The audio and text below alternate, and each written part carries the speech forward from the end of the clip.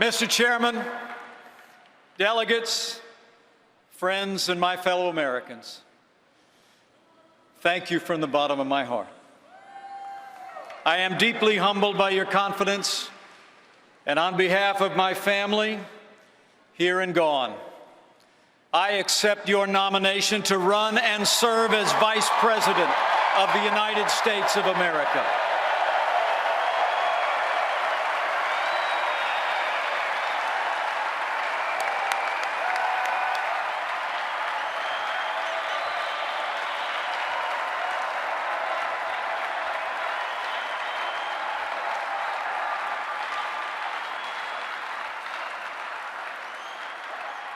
And let me thank Speaker Paul Ryan for that gracious welcome. Paul, you're a true friend and a great American leader. But Paul knows me well, and he knows the introduction I prefer is just a little bit shorter. I'm a Christian, a conservative, and a Republican in that order.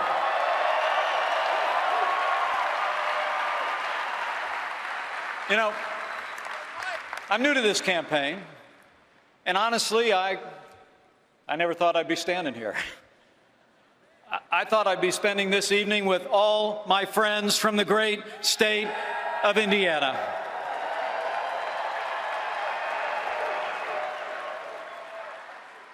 Yet there I was, a few days ago in New York City, with the man who won 37 states, who faced 16 talented opponents and outlasted every one of them, and along the way brought millions of new voters into the Republican Party.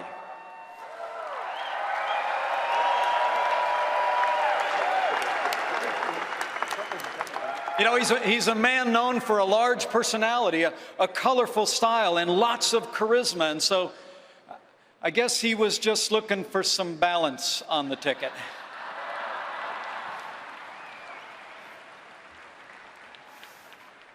Well, for those of you who don't know me, which is most of you, I grew up on the front row of the American dream. My grandfather immigrated to this country.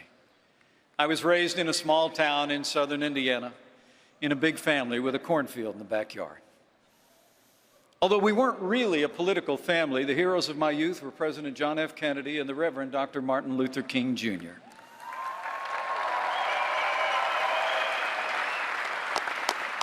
When I was young, I watched my mom and dad build everything that matters: a family, a business, and a good name.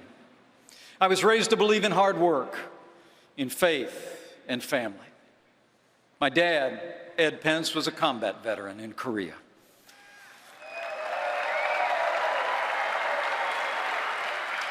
Dad ran gas stations in our small town, and he was a great father. If Dad were with us today, I'd have a feeling he'd enjoy this moment and probably be pretty surprised. But it's such a joy for me to tell you that my mother is here.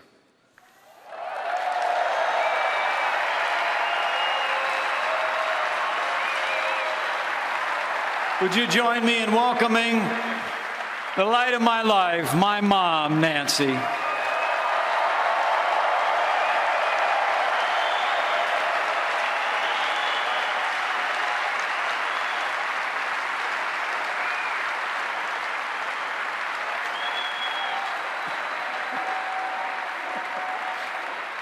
Nice.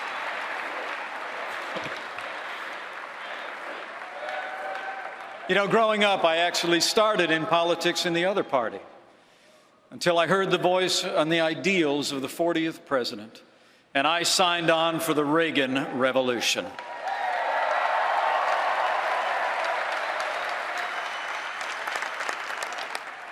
But the best thing that ever happened to me, even counting tonight, is that 31 years ago, I married the girl of my dreams, a school teacher, an artist. She is everything to me. Would you welcome my wonderful wife, Karen Pence?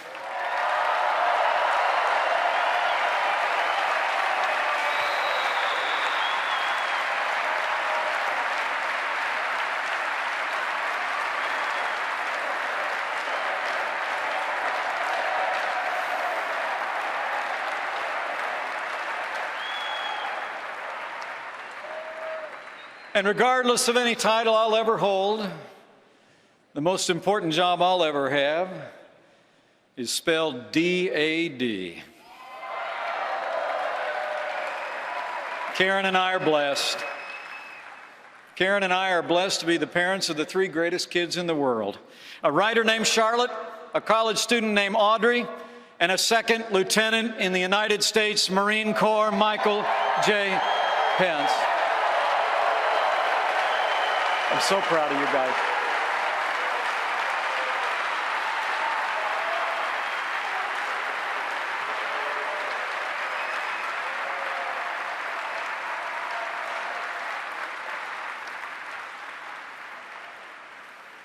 Now, if you know anything about Hoosiers, you know we love to suit up and compete.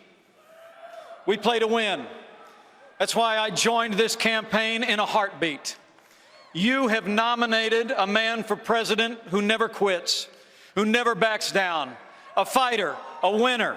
Until now, he's had to do it all by himself against all odds. But this week, with this united party, he's got backup. And on November 8th, I know we will elect Donald Trump to be the 45th president of the United States of America.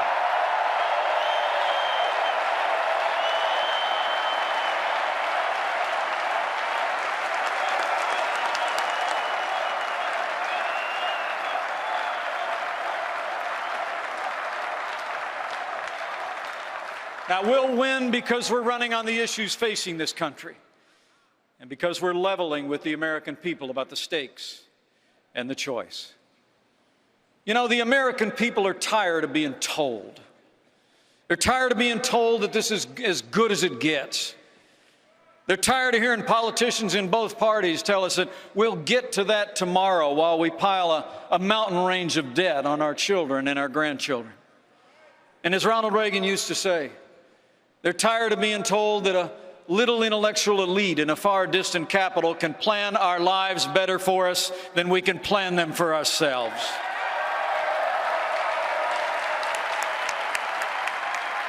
In the end, this election comes down to just two names on the ballot, so let's resolve here and now that Hillary Clinton will never become president of the United States of America.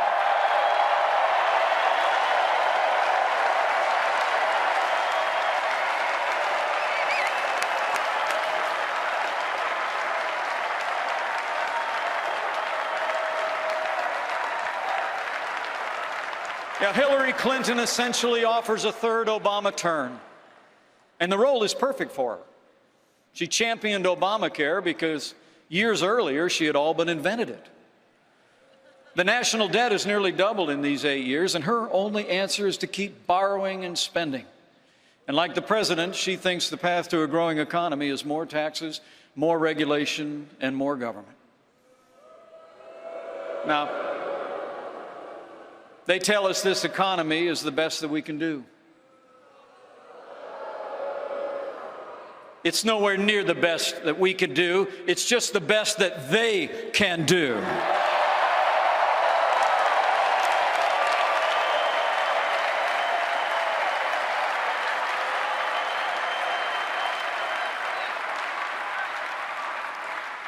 And let me tell you, I know firsthand it doesn't have to be like this. In my home state of Indiana, we prove every day that you can build a growing economy on balanced budgets, low taxes, even while making record investments in education and roads and health care. You know, Indiana is a state that works because conservative principles work every time you put them into practice.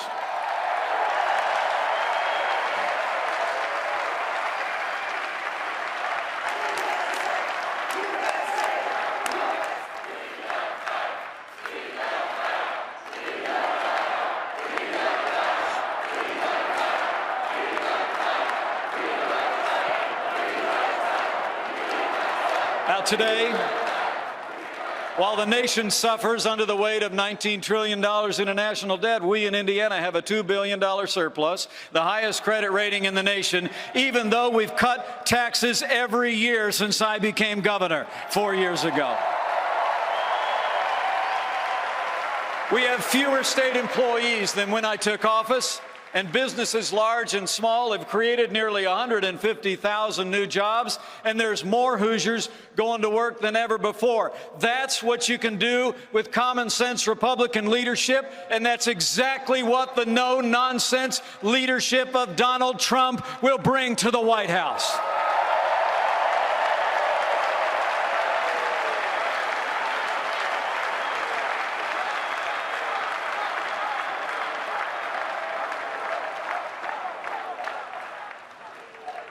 You know, Donald Trump gets it. He's the genuine article.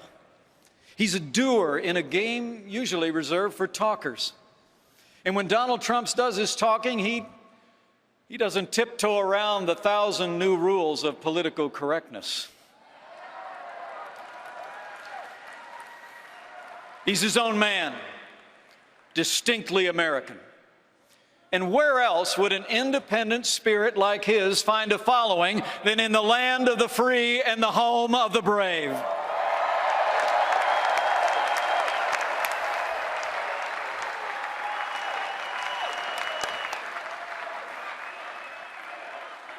The funny thing is,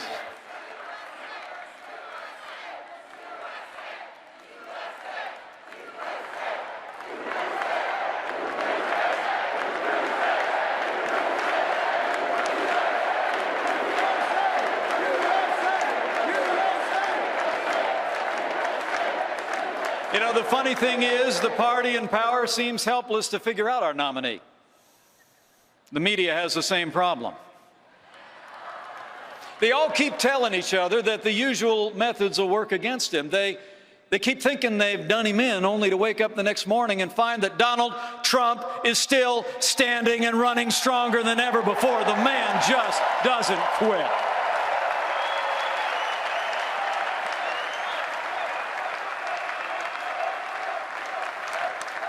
He's tough. He perseveres.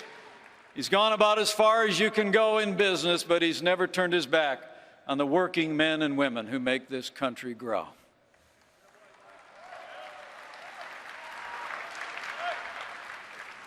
And Donald Trump will never turn his back on those who serve and protect us at home and abroad. You know, it's been a heartbreaking time for the women and men in our law enforcement community. And in this time of great testing for them, let's let them know, here and now, all across this country, we will always stand with those who stand on the thin blue line of law enforcement in America.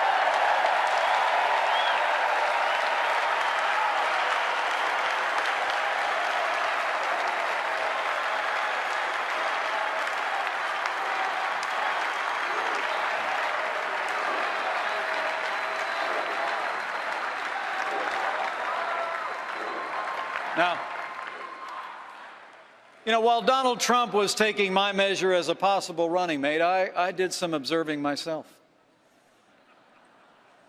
I've seen the way he deals with people who work for him at every level. And I've seen the way they feel about working for him. Now, I'll grant you he can be a little rough with politicians on the stage, and I'll bet we see that again.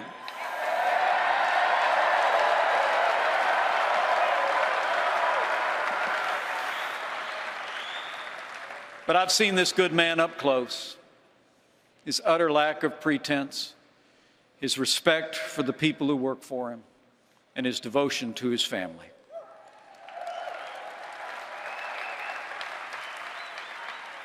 And if you still doubt what I'm saying, remember, as we say back home, you can't fake good kids. How about his amazing children? Aren't they something?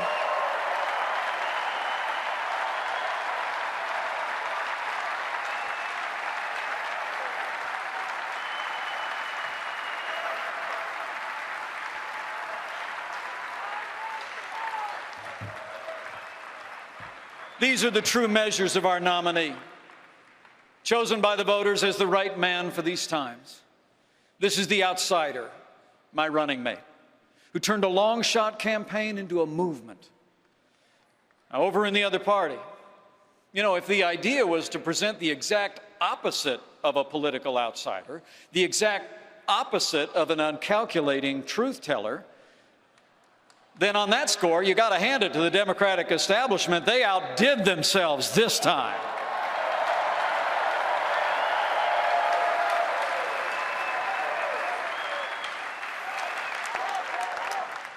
I mean, at the very moment when America is crying out for something new and different, the other party has answered with a stale agenda and the most predictable of names. People in both parties are restless for change, ready to break free of old patterns in Washington. And Democrats are about to anoint someone who represents everything this country is tired of. You know, Hillary Clinton wants a better title, and I would too if I was already America's Secretary of the Status Quo.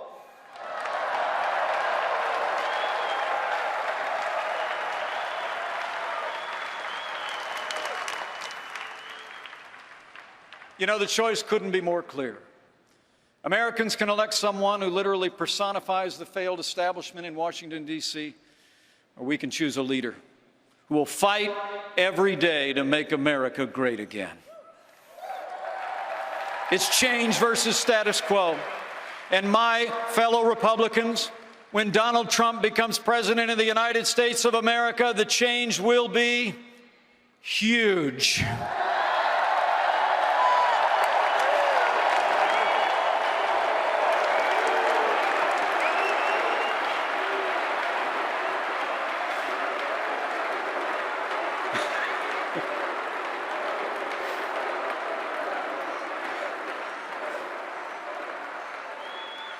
You know, for years we've had fundamental problems in America that get talked to death in Washington, D.C., but they never get solved, and they even get worse. We've seen entire stretches of our country written off by bad economic policies in ways that are deeply unfair to American workers.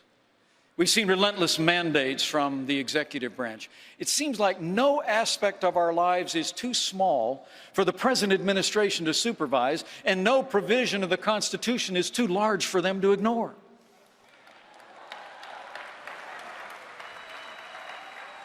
Meanwhile, we've seen borders that go unrespected, a military that's been diminished, and promise after ringing promise to our veterans promptly forgotten.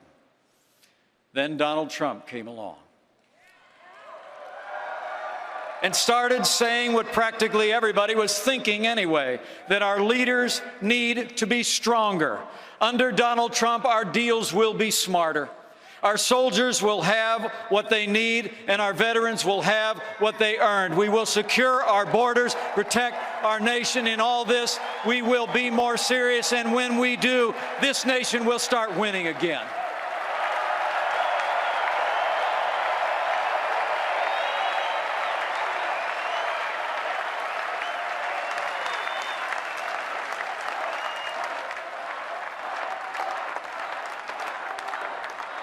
You know, that's the message that men and women in both parties have been longing to hear. But none of us should think for 1 second that this will be easy. The outcome of this election depends on us and how we contend with an incredible onslaught that's coming our way. You know, this won't be America's first glimpse at the Clinton machine in action, as Bernie Sanders can tell you. And this time around, she'll have the press doing half her work for her.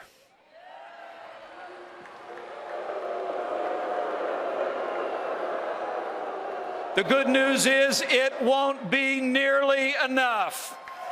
Not against a candidate who's captured the attention of the country the way Donald Trump has.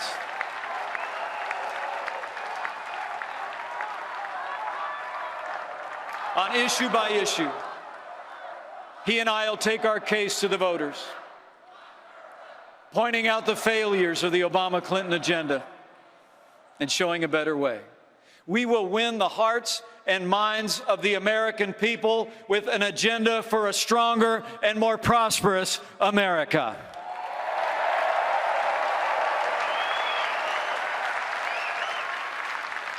Now, The establishment in Washington, D.C. thinks it's only a narrow range of voters who are giving Donald Trump a serious look. But I can tell you firsthand, there's a lot of Americans out there who feel like Democrat politicians have taken them for granted. It's union members who don't want a president who promises to put a lot of coal miners and coal companies out of business.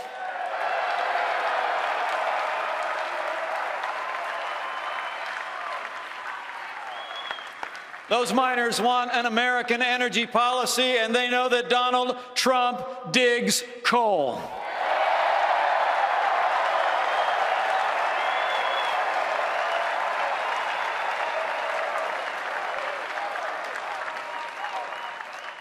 It's African Americans who remember generations of hollow promises about safe streets and better schools, and they know Donald Trump will fight for equal opportunity, and he loves educational choice.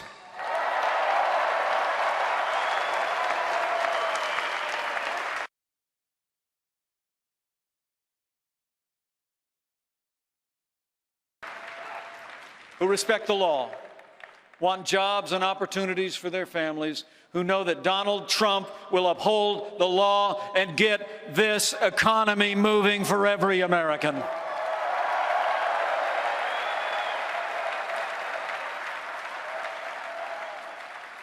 You know, the party of Lincoln was founded on equality of opportunity. And during these difficult days, it will be our party and our agenda that opens the doors for every American to succeed and prosper in this land.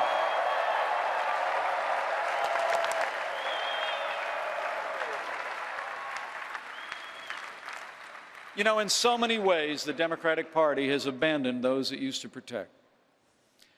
Maybe they become too entrenched in power, so comfortable at times that they lose patience with the normal legislative process. It's so much simpler to impose their values by executive order or court action. And make no mistake about it, Hillary Clinton has some big ideas along those lines, too.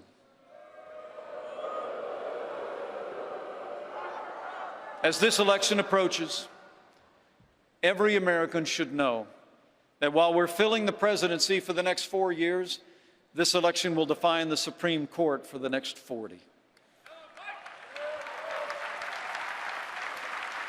We all better think very carefully about what this means for our Constitution and limited government.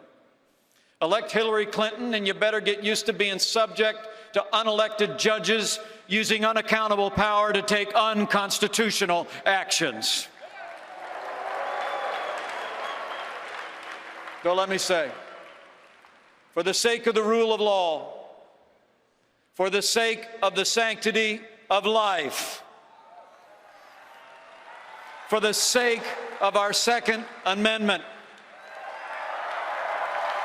and for the sake of all our other God-given liberties, we must ensure that the next president appointing justices to the Supreme Court is Donald Trump.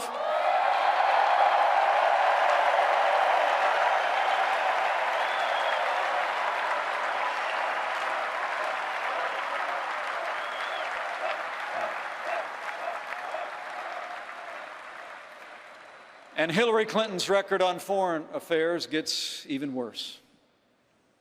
You know, it was Hillary Clinton who helped undo all the gains of the troop surge, a staggering failure of judgment that set ISIS on the loose. It was Hillary Clinton who instigated the president's disastrous agreement with the radical mullahs in Iran. And it was Hillary Clinton who left Americans in harm's way in Benghazi, and after 4 Americans fell, said, "What difference at this point does it make?"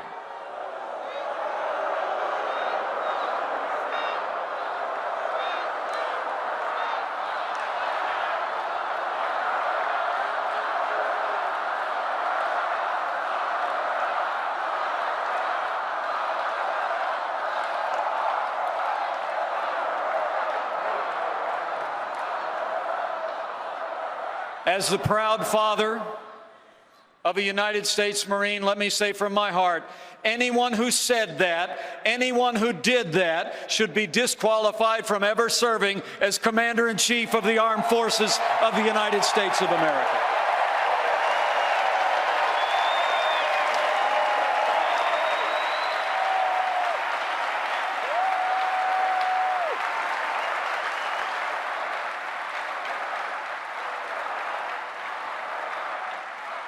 Seven and a half years of Barack Obama and Hillary Clinton's policies have weakened America's place in the world. Terrorist attacks at home and abroad, grim and heartbreaking scenes from France just a few short days ago, and the attempted coup in Turkey all attest to a world spinning apart. History teaches us that weakness arouses evil. Hillary Clinton and Barack Obama's foreign policy of leading from behind, moving red lines, feigning resets with Russia, and the rise, rule, and reign of ISIS are a testament to this truth of history. We cannot have 4 more years apologizing to our enemies and abandoning our friends.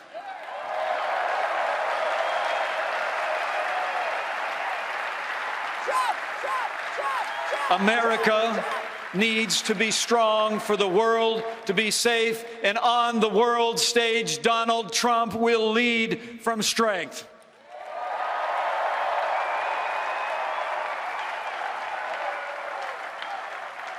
Donald Trump will rebuild our military and stand with our allies. Donald Trump will confront radical Islamic terrorism at its source and destroy the enemies of our freedom.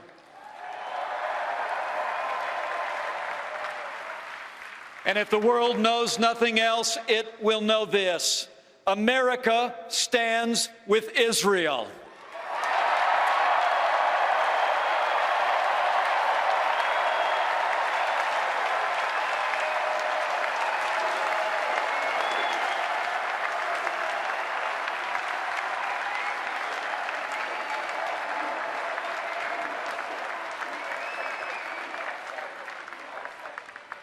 You know, if you looked at the calendar this morning, you might have noticed the presidency of Barack Obama ends exactly 6 months from today.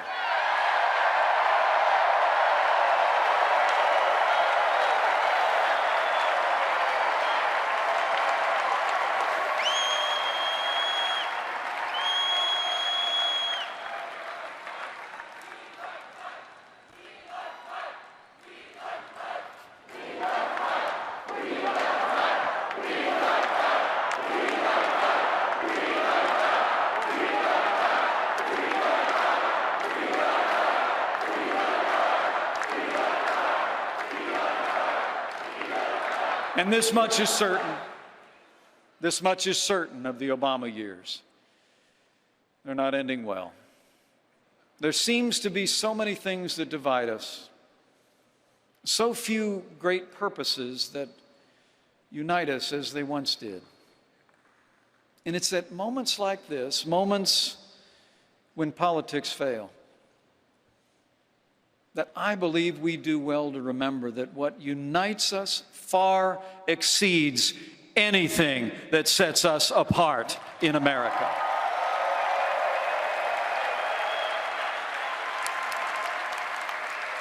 That we are, as we have always been, one nation, under God, indivisible, with liberty and justice for all.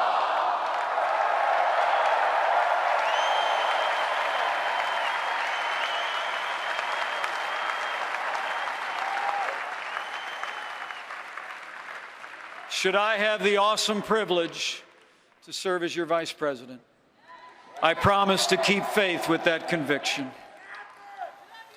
to pray daily for a wise and discerning heart for who is able to govern this great people of yours without it. My fellow Americans, I believe we have come to another rendezvous with destiny. And I have faith faith in the boundless capacity of the American people, and faith that God can still heal our land.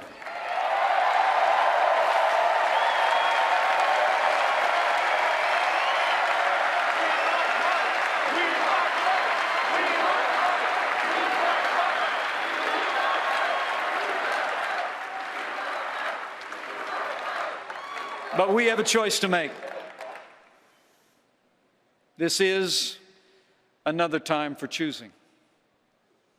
If you want a president who will protect this nation, confront radical Islamic terrorism, and rid the world of ISIS, if you want a president who will restore law and order to this country and give law enforcement the support and resources they deserve, if you want a president who will cut taxes, grow our economy, and squeeze every nickel out of the federal bureaucracy, if you want a president who will build strong borders and enforce our laws, and if you want a president who will upend the status quo in Washington, D.C., and appoint justices to the Supreme Court who will uphold the Constitution, we have but one choice, and that man is ready. This team is ready. Our party is ready. And when we elect Donald Trump, the 45th President of the United States, together, we will make America great again. Thank you. And God bless you. And God bless the United States of America.